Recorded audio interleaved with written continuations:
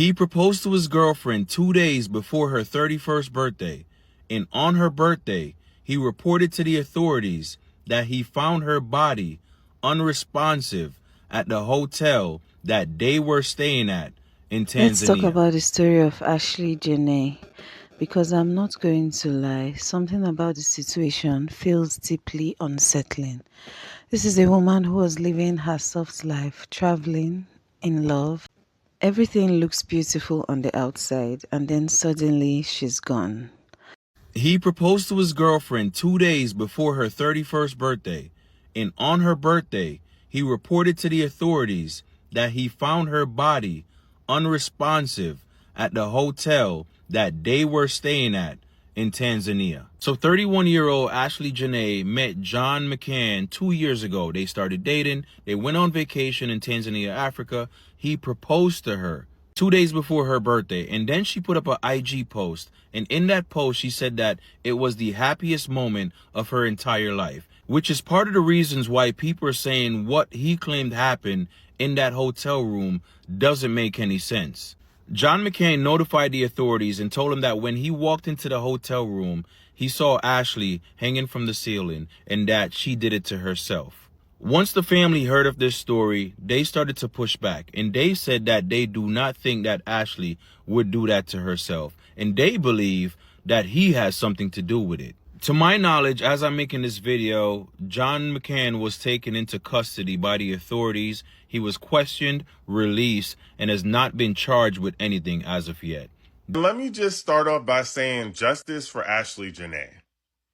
Justice for Ashlee Jenae, because at first, this was her taking herself out, and they already ruled it that she did it to herself. This is so interesting to me how quickly the police assume that Black people have done this to themselves versus actually investigating. And now we're finding out that the man who looks like this, her fiance, and her got into an argument or an altercation prior to her unaliving. Why was that not a part of your active investigation in the first place? I am not convinced that she did this to herself. I'm not buying what y'all are selling. The story don't make sense.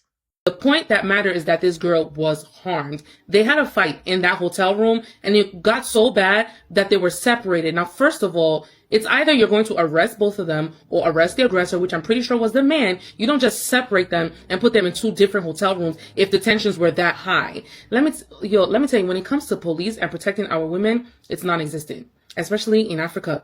It's super non-existent. Like the highest, it's just disappointing. So I don't know if what resources the girl have, because clearly this man had a lot of resources. I'm not saying he did. I'm not saying he didn't, right? But clearly this man has a lot of resources, because make it make sense. This girl, happy, bubbly, whatever. She wasn't suicidal. She did not show any signs of being suicidal prior to this trip. All of a sudden she goes on her dream trip with her dream man. She turns 31. She's engaged. Like, good things are happening to her. Like, according, to her family, good things are happening. And then she has a fight with her fiance. And then all of a sudden, she commits suicide by hanging herself. Really, and we, the public, we're just supposed to be like, okay, yeah, sure. I really, truly hope that this girl's family have the right resources and get this investigation done properly, because I would really, really hate for this man to go scot-free, and he knows that his hands are not clean.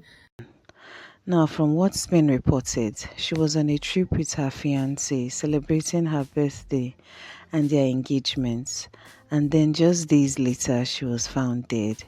Her fiancé is claiming it was a suicide, but her family, her friends, and honestly, a lot of people online are saying that doesn't make sense. And I want to be very clear. This is still under investigation. We don't have all the facts. But what we can talk about are the patterns, because this is not just about one woman. This is about how many women are in relationships that look perfect on the outside, but something underneath is not right. Let me say something that might make people uncomfortable. Just because a man proposes to you does not mean you are safe with him. Just because a relationship looks like a fairy tale does not mean it is healthy. And just because a woman is smiling online does not mean she's okay in real life. A lot of times, the most dangerous situations don't look dangerous. They look like fast love, intense emotions, he can't live without me, energy, grand gestures, and women are taught to see that as romance instead of asking, why is this moving so fast? Why do I feel pressured? Why do I feel like I have to keep up with this image?